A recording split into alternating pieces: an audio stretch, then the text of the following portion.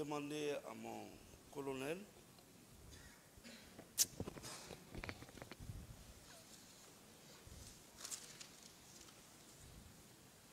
est-ce que il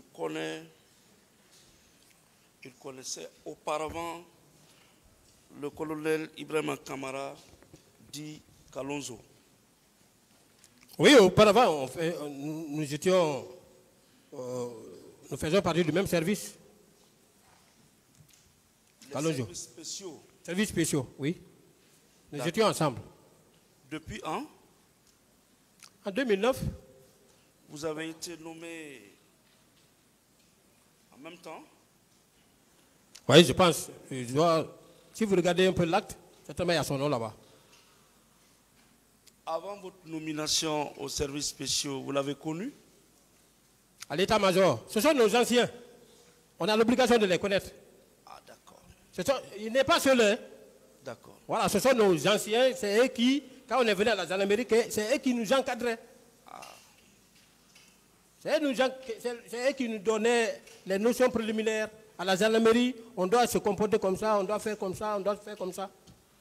Un gendarme ne doit jamais être brutal. C'est les notions préliminaires. Ce sont nos anciens. Ah, je suis reconforté. Voilà. Il n'est pas seul. D'accord.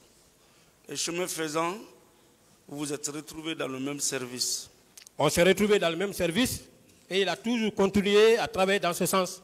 Il me connaît bien, je le connais bien. D'accord. Et selon vous, il a toujours loyalement servi ce service-là? Oui. D'accord. Vous étiez au courant qu'il avait été arrêté et bien en prison? Oui, il était en prison. Pendant que vous étiez... Pendant les événements, il était en prison. Les événements? Il était en prison? Oui. Donc, c'est une contre-vérité que le nommé Sori Kondé a affirmé dans ce dossier en disant qu'il l'avait aperçu au stade. En tout cas, lui, il était en prison et je pense qu'il y a eu certainement des témoignages des gens avec lesquels il était en prison. D'accord. Mon colonel. Maître. Tout au début de cette enquête, vous étiez poursuivi pour plusieurs infractions. Oui, maître. Dont, entre autres, les coups et blessures volontaires, meurtre et complicité, pillage, incendie volontaire, vol à main armée, outrage à agents de la force publique, torture, enlèvement et séquestration, non-assistance à personne en danger, violence sexuelle, attentat à la pudeur, détention illégale d'armes. Est-ce que vous savez qu'après instruction préparatoire, désormais vous êtes à la barre de ce tribunal pour simplement les faits de meurtre et assassinat, complicité de vol à main armée et coups et blessures volontaires? Vous le savez? Oui. D'accord. Donc l'accusation a abandonné beaucoup de choses, beaucoup même de détention d'armes là et conso, tout. Qu'est-ce que cela veut dire, selon vous? Cela veut dire que je n'étais pas armé. Cela veut dire que je n'avais pas fait de pillage.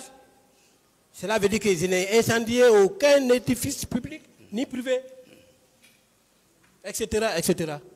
Je n'ai outragé personne. Voilà. Vous avez été embarqué dans ce dossier avec 12 graves chefs d'accusation. Et en fin de compte, finalement, on trouve 3. 4. Est-ce que cela ne signifie pas que on tenait coûte que coûte, vous, personnellement, à ne pas vous laisser partir. Oui, le juge d'instruction lui-même, franchement, c'est rare hein, dans une affaire criminelle comme ça, on attend quelqu'un, on le laisse partir, on le laisse à lui-même. Hein, sans lui-même lui placer sous contrôle judiciaire pour lui dire que tu dois venir te présenter une fois par semaine, et ainsi de suite. Rien. D'accord. Maintenant, mon colonel, oui. Meurtre et assassinat. Vous connaissez le lieutenant C.C. Raphaël là-bas, ou adjudant? Non, c'est ici, j'ai fait sa connaissance. Vous ne l'avez pas connu au cabinet d'instruction? C.C. Raphaël? Oui. Non? Ah, les procureurs qui vous ont accusé ne vous ont pas dit combien de fois ils vous ont vu ensemble? Non, C.C. Raphaël, moi j'ai été entendu seul. Mais non. C.C. Raphaël là-bas, lui-même il est là, il pourra vous confirmer. Je n'ai pas été entendu avec lui. Pourtant, le parquet a soutenu, et malheureusement, dans ce doute, le cabinet d'instruction vous a renvoyé comme ayant agi de concert avec M. C.C. Raphaël là-bas, et que c'est vous qui avez donné la mort à nos concitoyens. Non, encore non, il est là. Bon, quelqu'un que vous n'avez pas connu, que vous n'avez rencontré qu'en prison. Oui. Comment vous pouvez agir ensemble, donner la mort à des citoyens? Vraiment, c'est déplorable. Est-ce que vous trouvez cela pertinent? Non. Bien. C.C. Raphaël là-bas a-t-il parlé de vous depuis que cette affaire a commencé? Non.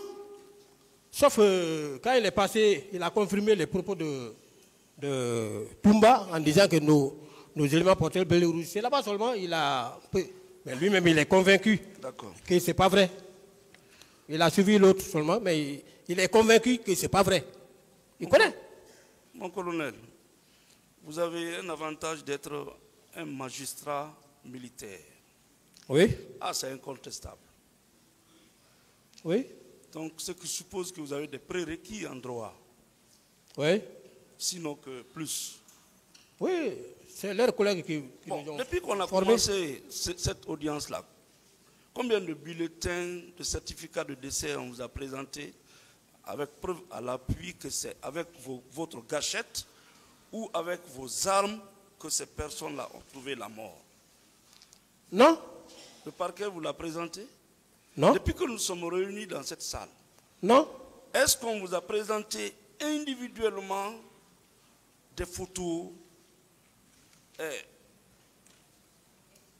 des personnes identifiées, mais malheureusement qui sont de l'autre côté aujourd'hui, qui ont trouvé la mort parce que c'est vous qui les avez ôté la vie? Non. Parce que c'est ça en fait le meurtre ou l'assassinat. Oui, non, personne ne m'a exhibé une telle preuve. Ah, ça c'est une grosse accusation. Et de surcroît, j'ai entendu de l'autre côté que non, les gens qui étaient venus, ils ont tiré, ils sont partis avec les armes. Mais comment on peut s'amuser? C'est pourquoi il n'y a pas eu d'examen balistique. Comment ça, on peut s'amuser à vous faire porter des chapeaux comme ça? Ça c'est très lourd. Parce que vous-même vous savez, le meurtre c'est le fait de donner volontairement la mort à un citoyen, à une personne quelconque. Alors que l'assassinat c'est avec préméditation ou guet-apens. Mon colonel, depuis que cette affaire a commencé, est-ce qu'on vous a indiqué ici la liste des personnes avec des témoins à l'appui auxquels vous avez ôté la vie, soit de façon volontaire ou de façon préméditée? Non.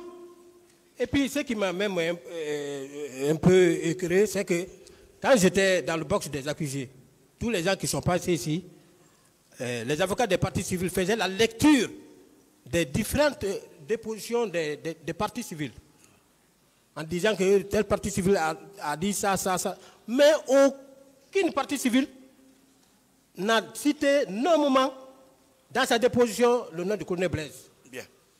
Rien. Monsieur Goumou. Et aucune preuve n'est exhibée ici pour étayer Mon quand colonel, même l'acte d'accusation. Mon Qu'est-ce que colonel, j'ai fait? Oui, maître. les services spéciaux lutter contre la drogue. Vous pensez que vous aurez pu échapper dans cette affaire? Vous dites? Les services spéciaux Oui. ont attrapé tous les gros bonnets Oui. sans distinction qui étaient impliqués plus ou moins dans le trafic national ou international de la drogue. Vous pensez que le colonel Goumou peut se tirer d'affaire? C'est pas facile. Il y a même un chef d'État qui avait dit à son ministre de la Sécurité, on ne peut pas diriger un pays avec la peur au ventre, oui ou non? Bien sûr. Ah, vous vous êtes attaqué à un fléau. Et vous savez que ces gens-là sont très forts. Je passe. Alpha Amadou Baldé, vous le connaissez? Moi, je ne l'ai pas connu, je ne l'ai pas trouvé à la maison centrale. On l'appelle souvent ici, hein. Mais je ne sais pas. Combien de personnes vous avez tuées ensemble ces jours-là? Non? Je ne le connais pas. Pourtant, c'est que le parquet soutient.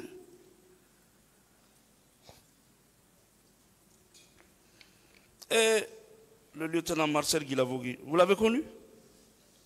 J'ai connu Marcel avant les événements avant même la prise du pouvoir par le CNDD. J'ai connu Marcel. Oui. Il était au camp. Au camp. Il a été l'un des artisans de la prise du pouvoir. Bon, moi, je ne l'ai pas connu dans ses rouages. Je l'ai connu au blindé là-bas. C'est vrai, c'est vrai. Voilà, parce que nous, on faisait le sport ensemble au terrain. C'est là que j'ai fait sa connaissance. Maintenant, quelle participation qu'il a eu à faire dans la prise du pouvoir, là, je n'étais pas là-bas. Parce que... Il était très influent dans la gouvernance du CNDD. Bon, je ne peux pas tellement parler de son efficacité dedans. Poste stratégique qu'il occupait.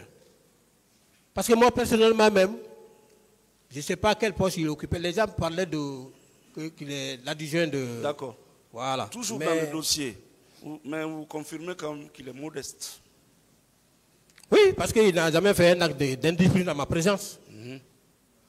Voilà. Il est très modeste. Il ne m'a jamais manqué de respect. Même au moment où on faisait le sport, il se mettait à sa place. J'étais au lèvres officier. Quand on vient, même s'ils sont en train de jouer, je dis, hey, garde à vous, quittez là. C'est les officiers qui doivent jouer. Et il demandait à ses amis de quitter. D'accord. Bon, c'est dans ce cadre-là que moi j'ai fait sa connaissance. Qu'il n'a pas été... Maintenant, dans les rouages du commandement, là. Il n'a pas été un militaire de la 24 heures dans la prise du pouvoir, comme certains. Et qui malheureusement ont voulu s'attribuer la paternité. Bon. Le colonel Thiebro, lui, vous le connaissez? Je le connais très bien. Nous avons été recrutés le même jour à Zérekoré. Même centre. Ouais. Zérekoré, Kindia. Kindia, test gendarmerie, Symphonia ici. D'accord. Combien de personnes il a tué ce jour-là au stade, selon vous? Hein? Combien de personnes il a tué au stade? Non. Moi, je n'ai vu aucun corps. Je ne l'ai pas vu en train de tuer. C'est un peu compliqué. Ah. Quand on dit que lui, il a tué, oh. Et même les gens vont venir prouver les preuves avant ici. de tuer, vous avez prémédité le crime. C'est ce qui est même grave. Si lui, il était assassin, mais peut-être qu'il allait monter son unité contre la tuerie, parce que c'est là, on a balancé une grenade dans sa voiture. La grenade est allée déchiqueter son chauffeur. D'autres questions? Et son assassinat a porté, si je comprends bien, sous la traque des narcotrafiquants ou des présumés narcotrafiquants. Hein? Son assassinat, c'était de neutraliser les présumés narcotrafiquants. Oui, on était sur cette piste, traquer les narcotrafiquants. D'accord. Ça ne plaît pas à tout le monde. Ça ne plaît jamais aux gens. C'est bon. Toujours, vous êtes accusé avec Ibrahim Kamaradi Kalonzo de meurtre et d'assassinat, alors qu'il était en prison. On passe.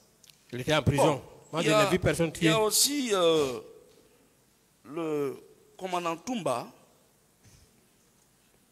avec lequel l'accusation vous pointe d'un doigt comme ayant agi de concert au stade ce jour-là. Il a tué, vous aussi vous avez tué, vous avez donné la mort aux manifestants. Que répondez-vous? Toumba est venu à ma présence, il a commencé à tirer, il est rentré au stade, je n'étais plus là-bas. Ce qu'il a fait là-bas, ça c'était vraiment dans mon sommeil. Lui, il est venu, il a commencé à tirer. Hein? Il a commencé à tirer. Il a commencé à tirer. Attendez la question. Ce n'est pas une discussion. Posez la question, maître, il va répondre. Oui, je dis, vous attendez la question. Quand il vous a trouvé là-bas, il a commencé à tirer.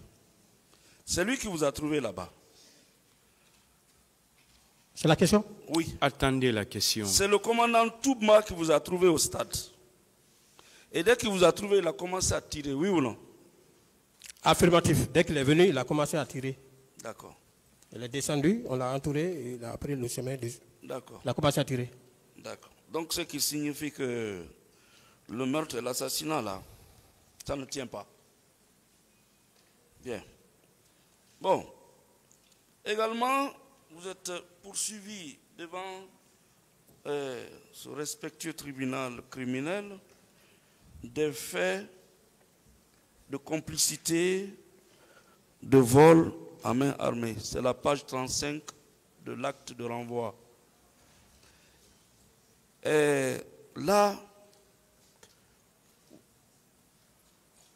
le président d'Addis, aviez-vous tenu une réunion avec lui avant son départ à l'Abbé? C'est la question? Oui. Non. Il n'a jamais tenu une réunion avec moi. Il ne peut même pas tenir une réunion avec moi. Il ne me connaissait pas. Et moi, j'étais qui pour tenir une réunion avec un chef d'État? Paix à son âme, le général Toto, vous vous êtes réunis? Non. Moi, il n'y avait aucun lien entre les membres du CNDD, les membres du gouvernement là, avec moi. Aucun lien. Sauf mon chef que je connaissais. Le commandant Toumba avait assisté à cette réunion? Non, je ne peux pas confirmer ou infirmer parce que je n'étais pas là-bas. S'il y a une réunion, je ne peux pas dire qu'il était là-bas. Je le connaissais, mais il ne me connaissait pas. Il a dit ça ici. Le ministre, le colonel Claude Pivier également, vous vous étiez retrouvé avec lui? S'il y a eu une réunion... À la veille des événements? S'il y a eu une réunion, oui. Je n'avais pas connaissance. Vous l'avez vu au stade? Aux abords du stade? Claude Pivier? Oui, le ministre Claude Pivier. Non. Dans la ville? Ce jour-là même, je ne l'ai pas vu. Au moment de votre retour, vous l'avez rencontré? Non. Non. Bon, le commandant Marcel, vous étiez avec lui dans cette réunion-là? Je n'ai participé à aucune réunion. D'accord. Alpha Amadou Baldé, vous l'avez connu? Alpha Amadou, je ne l'ai pas connu. J'entends, le président l'appelle souvent, mais moi-même, je me Est-ce que vous l'avez connu? Non, monsieur le président, je ne l'ai pas connu. Tchessé Raphaël, sans objet, vous avez déjà répondu à cette question. Bon, alors, selon l'acte d'accusation, mon colonel, à la page 35, vous êtes poursuivi pour complicité des faits de vol à main armée. Est-ce que cela est juste, mon colonel? Est-ce que cela est juste? Est-ce que c'est une réalité? Vol à main armée? Oui. Non. Bon, le butin, où est-ce que vous avez partagé le butin? Je ne sais pas, j'ai demandé ici quelle est la personne que j'ai volée. Je n'ai volé personne. Qu'est-ce que vous avez gagné dans ce vol? Je n'ai pas volé. Et je n'ai jamais volé. Ah. Non.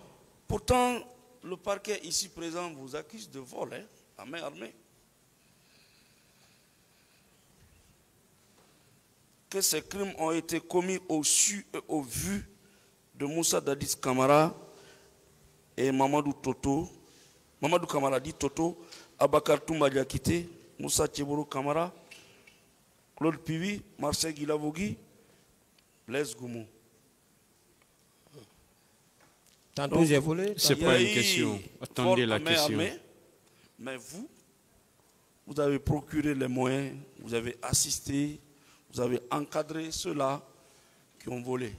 Et ceux-là qui ont volé, qu'est-ce qu'on vous a apporté? Qu'est-ce que vous avez gagné dans ça? S'il y a eu des gens qui ont volé, je ne les ai même pas vus, je n'ai rien eu, rien. Rien. Rien. Cela me paraît surprenant. Vous connaissez le voleur? Hein? Vous avez connu les voleurs? Non. Vous, officier supérieur de la gendarmerie, vous pouvez voler? Je ne peux pas voler. Je n'ai jamais volé dans ma vie. Ça, c'est depuis l'éducation de base. D'accord. Depuis l'éducation de base. Mon père m'avait testé à maintes reprises. D'autres questions? Mon colonel, j'ai comme l'impression que vous avez fréquenté de grandes écoles de gendarmerie. Vous dites? De grandes écoles de gendarmerie. Oui. En Guinée comme dans le monde. Oui. Là-bas, on apprend à un gendarme de voler? Non. Au contraire, le gendarme est le début de la sagesse. Voilà. C'est bien ça? C'est bien ça. On vous fait entrer en profondeur, connaissance profonde de la gendarmerie. D'accord. Depuis le XVIe siècle, le temps de la maréchaussée française. Ok. Bon, ensuite, selon l'accusation que vous aurez porté des coups et fait des blessures. Et dans ce canevas, c'est la page 41 de l'acte d'accusation. Vous étiez avec Marcel Guilavogui, Ibrahima Kamara Kalonzo, encore. Vous avez blessé combien de personnes au stade? Hein? Vous avez blessé combien de personnes au stade? Non, je n'ai jamais blessé quelqu'un. D'accord. M. Kalonzo, qui a un bras long, est resté au PM3, il a blessé combien de personnes au stade? Bon, il n'a blessé personne devant moi. Il n'était même pas là-bas, il était en prison. Comment il peut rester en prison, sortir sa main? La prison là était où? Au PM3, ici. En ville ici ou bien à Matam? PM3 ici. PM3 était là. En ville? Oui. Donc, dans notre dossier là, c'était possible que quelqu'un reste en ville ici, il vise au stade, il blesse les gens, ça c'était possible? Vraiment, ça, je ne peux le confirmer. C'est pas possible. C'est pas possible. Quel que soit le caractère adroit d'un gendarme, il ne peut pas rester ici, au PM3, ici en ville, en face du ministère de l'administration du territoire, viser quelqu'un au stade et tirer sur lui. Vous voyez que l'accusation ne tient pas. Oui. C'est pas une question. Mon colonel. Oui, maître.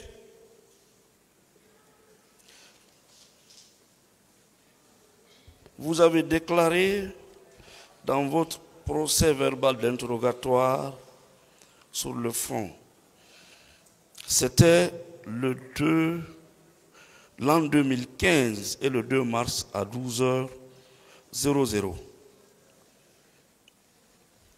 Lorsqu'on vous avait posé la question de savoir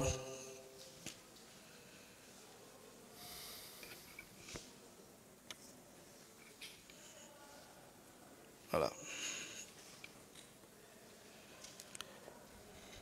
Bon. Répondant à une question, vous avez déclaré: il y avait 2 à 3 patrouilles, dont j'étais le chef de l'une d'elles.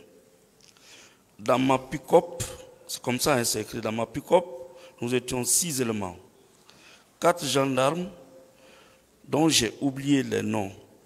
Le chauffeur moto-moto, de l'antidrogue décédé le 28 février 2015 par suite de maladie, et moi-même. Sori Kondé et Farimba Kamara étaient dans l'autre pick-up. Qui est Sori Kondé? C'est le même Sori Kondé dont nous avons parlé ici. Oui. Il est où actuellement? Bon, je ne sais pas sa position actuelle. Hein. Bon, C'est... selon les informations, il serait le commandant de la gendarmerie territoriale de Dubreka. Ah bon, j'avais pensé qu'il avait changé de position. Et Farimba Kamara, lui c'est qui? Lui, il est au commandement ici. Au commandement. Oui. Pratiquement, vous êtes venus tous ensemble au stade. Oui. Et quand les tirs ont commencé, vous avez quitté ensemble au stade. Moi, j'ai quitté, je ne sais pas maintenant où. C'était dans la débandade. Voilà. Si on voulait réellement un procès juste et équitable, est-ce que Sori Kondé n'allait pas être là? Ah, vraiment, j'ai toujours... Et pourtant, paradoxalement, aucun des deux n'a parlé de bon dans le mauvais sens. Mais ils ne sont pas là. Ils ne sont pas là. Et cela crée le doute chez vous. Ça a toujours créé des doutes chez moi. Surtout, pas devant cette juridiction, mais pendant l'enquête préparatoire. Oui, non, pas devant, préparatoire. pas devant cette juridiction. Oui. Voilà. Bon, des noms ont été cités ici. Le lendemain ou le surlendemain, on a appris que ces personnes-là étaient déjà placées en détention. Mais comment on peut comprendre que ces noms-là soient dits ici depuis longtemps? Je ne parle pas de M. Farimba Kamara. Hein? Je ne parle pas de lui. C'est un gendarme exemplaire. Mais de Sori Kondé qui a fait une dénonciation et qui était au stade au même titre que vous. Comment vous pouvez comprendre qu'il ne soit pas mis aux arrêts jusque maintenant là? Franchement, ça, la question là, je ne cesserai de me la poser. Très bien. Ensuite, vous avez répondu à une question. Je voudrais que si vous maintenez la même réponse devant la juridiction de jugement, parce que vous l'avez déclaré devant la juridiction d'instruction, qui doit en principe libérer quand elle doute, contrairement au parquet qui poursuit, même s'il y a 1000 doutes, le parquet poursuit jusqu'au bout. C'est l'organe le plus malléable dans la procédure, incompris même dans la procédure. Alors, à l'arrivée de ces bérets rouges, je n'ai pu dévisager que le lieutenant Toumba. Vous le maintenez, parce que vous l'avez dit et répété. Mordicus. Mordicus. Mordicus. Vous ne pouvez pas vous tromper sur la personne du commandant Toumba. Non, lui-même il a dit ici, il a reconnu ici. D'accord. Qu'il est arrivé là. Et il avait 4 ou 5 pick-up de bérets rouges. Vous le maintenez? Je le maintiens. D'accord. Clairement. Est-ce que si on n'est pas commandant de régiment, on peut se promener avec 4 ou 5 pick-up de bérets rouges? Terre à terre. Normalement, non. Ah, parce que le commandant du régiment, c'est ce commandant-là qui assure la sécurité du président de la République, non? Oui. Oui. S'il n'était pas le commandant du régiment, est-ce que les 4 pick-up de bérets rouges, là, lourdement armés, l'auraient suivi? Non. Bien. Mon colonel, ces jours-là, est-ce que notre pays était en état de guerre, en état de siège? Non. En état d'urgence? Non. Est-ce qu'on avait fait une réquisition à l'armée? Non. En réalité, rien, absolument rien, oui ou non, ne justifie la présence des militaires quelconques au stade de ces jours-là. Oui ou non? Affirmatif. D'accord. Aucune raison. Aucune raison. Aucune raison. Et de surcroît, la garde présidentielle. Et c'est elle seulement qui était venue. Vous attendez la question. Maître, posez des questions. Et de surcroît, la garde présidentielle, elle n'avait absolument rien à faire au stade, oui ou non? Oui. Elle n'avait aucune raison d'être là-bas. Et c'est elle seule qui était venue. Aucun autre fantassin, aucun aviateur, aucun marin. D'accord. Voilà. Et mon colonel, Maître. terre à terre, si c'est la gendarmerie, la police, dans leur rôle régalien, le maintien d'ordre qui avait sécurisé le stade, à votre avis, est-ce qu'il y aurait eu mort d'homme de la sorte que nous avons vécu? Non. Non. Encore non. Avant les événements, il y a eu beaucoup de manifestations. Après les événements, vous voyez. D'autres questions? Non. Cela veut dire que la gendarmerie et la police guinéenne auraient pu, oui ou non, sécuriser cette manifestation, procéder à quelques interpellations et puis disperser la foule à travers les moyens conventionnels, oui ou non? Et je ne pense même pas s'ils pouvaient même chercher à soulever parce que les gens avaient presque fini. Hein. Ils attendaient leur sortie pour les accompagner hein, à ce que chacun rentre chez lui. D'accord.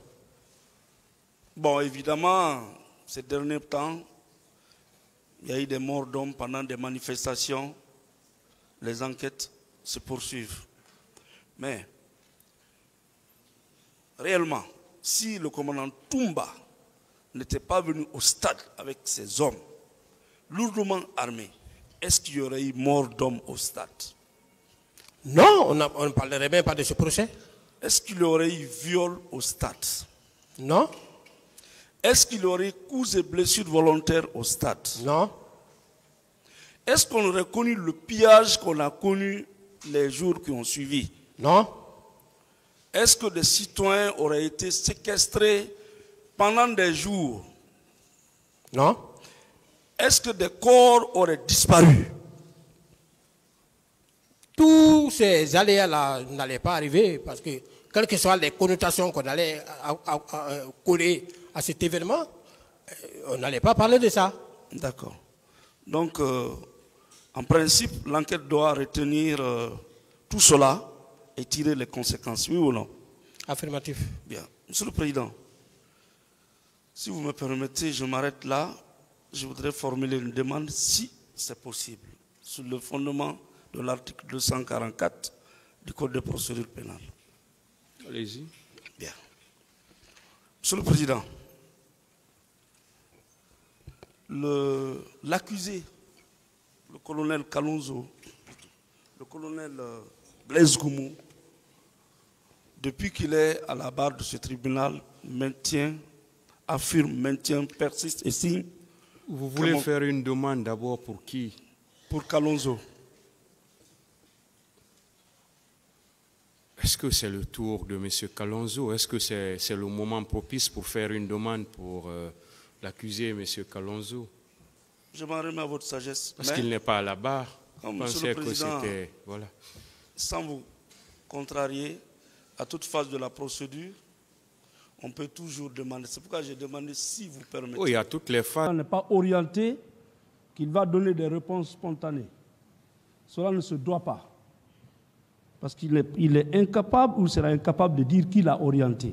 Maître, s'il vous plaît, vous n'êtes pas là pour donner des leçons à qui que ce soit. Pas Posez du tout. des questions à Pas votre du tout. client. Nous ne faisons que vous faire observer. Posez des questions. Voilà. Vous avez la parole pour les questions, s'il vous plaît. Nous vous soumettons nos inquiétudes. Allez-y. Quand le procureur dit que si vous n'êtes pas orienté, par qui?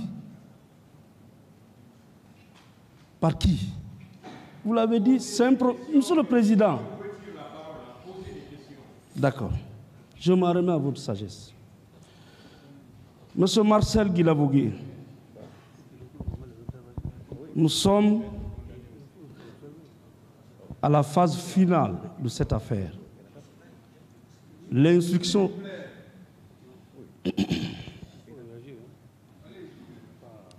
Il y a un confrère qui souhaite parler, je ne sais pas. L'instruction définitive s'est faite à la barre ici. Tout ce qui n'est pas dit dans cette salle, tout ce qui n'est pas vu dans cette salle, tout ce qui n'est pas discuté dans cette salle, ne sera pas pris en compte. Vous êtes poursuivi pour assassinat. Depuis que ce procès a commencé, est-ce qu'on vous a présenté la liste des personnes auxquelles vous avez donné la mort? Non. On vous a présenté leurs photos? Non. On vous a présenté les armes à l'aide desquelles vous les avez donné la mort? Non. Vous avez été interpellé au sein du stade? Vous dites? Vous avez été arrêté au sein du stade? Non. En train de tuer? Non plus. Volontairement ou involontairement? Non. On vous a envoyé au cimetière pour vous dire, bon voilà le nombre de personnes que vous avez tuées? Non. Est-ce que vous pouvez accepter ici, maintenant, qu'on vous dise que relativement aux événements du stade, vous avez donné la mort à une seule personne? Je ne peux pas accepter cela. Le procureur poursuivant, il a rapporté la preuve? Non. Pas du tout. Vous êtes poursuivi pour complicité de viol. En dehors des affirmations selon lesquelles tel aurait fait cette déclaration, tel aurait dit ceci, tel aurait dit cela, parce que c'est le lieu et le moment. Est-ce qu'on a projeté des images? Est-ce qu'on a présenté des photos? Est-ce qu'on a exhibé des sons qui prouvent que vous avez assisté au stade à des scènes de viol? Je n'ai pas vu et je n'ai pas entendu. Cela a été fait? Non. Le parquet a été capable de nous présenter de telles preuves ici? Non. Pas du tout. Vous êtes également poursuivi pour vol à main armée, donc vol aggravé.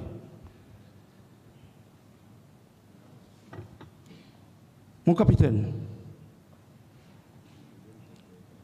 quels sont les objets qu'on a saisis chez vous? Ou qui est venu se plaindre ici? Ou depuis que cette affaire a commencé, qui a porté plainte contre vous pour vol aggravé? Je n'ai pas reçu une Pas plainte. du tout. Pas du tout. Pas du tout. Bien. Vous êtes également poursuivi dans cette affaire pour avoir fait des coups, donné des coups et blessures volontaires à des manifestants. Tout au long de cette affaire, le procureur ici présent vous a-t-il présenté des blessés? Pas du tout. Vous avez été confronté à des blessés? Jamais. Bien. Cependant, lorsque vous avez déclaré avoir subi un accident,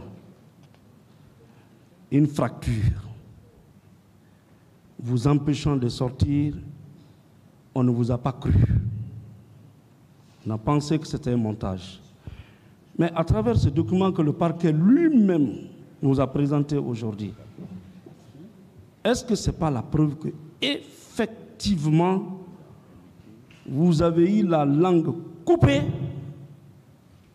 suite à un accident de circulation sur la voie publique et vous êtes arrivé à la clinique 30 minutes après? Est-ce que ce n'est pas la preuve que effectivement vous avez subi un accident et que vous étiez victime de cette blessure? Ça confirme mes affirmations. C'est la preuve. Affirmatif. D'accord. On vous reproche que le médecin vous a demandé de garder le lit d'hôpital, donc d'être hospitalisé. Mais vous avez refusé. Oui. Pourquoi? J'ai décidé comme ça pour ne pas que le président soit frustré. Pour ne pas que le président de la République soit Frustré. frustré. Oui. Bien. Est-ce qu'on peut ajouter pour ne pas qu'il soit sans sécurité? Oui, qu'il soit sans sécurité, qu'il soit frustré aussi. Parce que vous étiez une de ces sécurités sûres, oui ou non? Sécurité et neveu. Et neveu. Oui. Et quand on sait en Afrique la place des neveux, je pense que le neveu est un homme de confiance, oui ou non? C'est le bébé gâté. C'est le bébé gâté. Donc, vous avez préféré garder votre douleur, regagner rapidement le camp, parce que votre présence là-bas, non seulement le rassurait, et vous-même vous étiez rassuré, parce que, quand même, il était le président de la République. Oui ou non? Je l'ai fait sans faire des analyses là, c'est comme ça. D'accord. C'est ainsi comme ça, décidé Donc, comme ça. lorsqu'on dit que vous avez refusé d'être alité, parce que, je vous prie de dire à Monsieur le Président que vous avez refusé d'être hospitalisé là-bas, parce qu'en ce moment, vous avez la sécurité du président de la République dans vos mains. Oui ou non? Oui. Dieu merci. Nous avons un rapport bien rédigé et qui répond à Monsieur le procureur de la République. Je crois que nous l'avons dans le dossier. C'est officiel. Monsieur le procureur de la République a officiellement écrit à la direction de la clinique et la direction de la clinique a pris soin de répondre officiellement. Je pense que toutes les parties détiennent cette lettre. Entre une réponse officielle et un rapport de garde qui a été obtenu, on ne sait dans quelles circonstances, dans quelles conditions. À quoi vous pouvez croire? Un rapport officiel, officiellement écrit par une clinique, la direction générale d'une clinique, par rapport à un document volant qui n'est ni signé, ni cacheté, et qui apparaît en copie quelquefois illisible. Est-ce que ce n'est pas de façon clandestine et frauduleuse qu'on s'est fait procurer ce document? Bon, je ne sais pas. Dès lors qu'il y a une réponse officielle dans le dossier, oui ou non? Oui. Donc cette démarche, elle est déloyale. Il fallait attendre l'autorisation du président du tribunal pour qu'on aille ailleurs chercher un document et l'amener dans cette procédure relativement à cette affaire, dès lors qu'il y a une réponse officielle de la clinique et qui a été déposée depuis 13 ans dans le dossier. Oui ou non? Affirmatif. Donc nous demanderons que cette pièce-là qui a été communiquée soit écartée des débats, si possible. Monsieur le Président, je vous remercie. Je m'arrête là pour le moment. Monsieur le Président, je voudrais, à la suite de Monsieur le procureur de la République, poser quelques questions à l'accusé. Monsieur Marcel,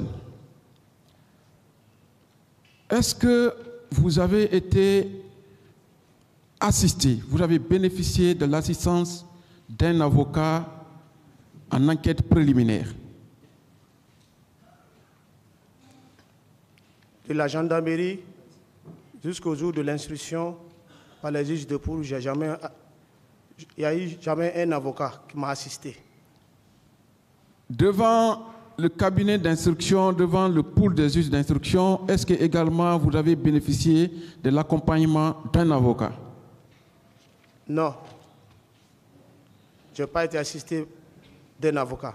Est-ce que les propos que vous avez tenus en enquête préliminaire et devant le cabinet d'instruction vous ont été dictés par un avocat? Vous dites? Est-ce que ces propos vous ont été dictés? Vous ont été... c'est un avocat qui vous a demandé de dire ces mots devant le juge d'instruction et les officiers de police judiciaire? Est-ce que c'est un avocat qui vous a dit de dire que vous n'étiez pas au stade? Non, il n'y avait pas d'avocat. Non. Quand on vous dit ici que si vos réponses ne sont pas guidées, vous allez tout déballer ici. Est-ce que depuis le début des débats, nous qui sommes des conseils, nous avons dicté une réponse en toute sincérité? Vous n'êtes même pas venu me rendre visite d'abord. Je porte plainte pour ça. Ici, à cette barre, est-ce que à la réponse d'une des questions du procureur, on vous a dit non, ne dis pas ceci, ne dis pas cela, dis ceci? On vous a orienté dans vos réponses? En sincérité, non, vous m'avez dit ça. Vous savez, le monde entier nous voit. Non. On pense que tout ce que vous dites, ce sont les avocats qui vous dictent. Pourtant, on n'était pas à tes côtés quand tu étais au PM3, devant le cabinet. Ça fait 13 ans. C'est maintenant en 2020 là que nous sommes à tes côtés, 2022. Est-ce qu'on peut vous dicter une réponse? Non. On veut banaliser l'accident que vous avez été victime, mais au fur et à mesure qu'ils font leur enquête en cours de procès, ils sortent des pièces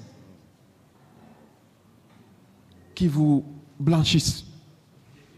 J'en viens, Monsieur le Président. J'en viens.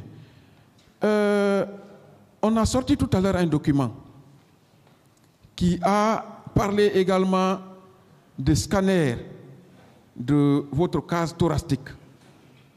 Et effectivement, voilà, ce n'est pas l'examen que vous avez fait. Vous êtes passé au scanner, non? Oui, j'ai passé. Je ne me souviens plus. Ça fait longtemps. Voilà. Tu vois la couleur de la chemise? C'est votre épouse qui nous a envoyé ça. C'est Ambroise pareil. Gloire à Dieu. Vous avez vu? Oui. Ça veut dire que l'accident était grave. C'était grave. Est-ce que vous pouviez vous rétablir entre le 22 et le 28? Ça ne fait même pas une semaine. Vous pouviez vous rétablir pour vous rendre dans un stade où il y a des manifestations? Ce n'était pas possible. Je vous remercie, Monsieur le Président.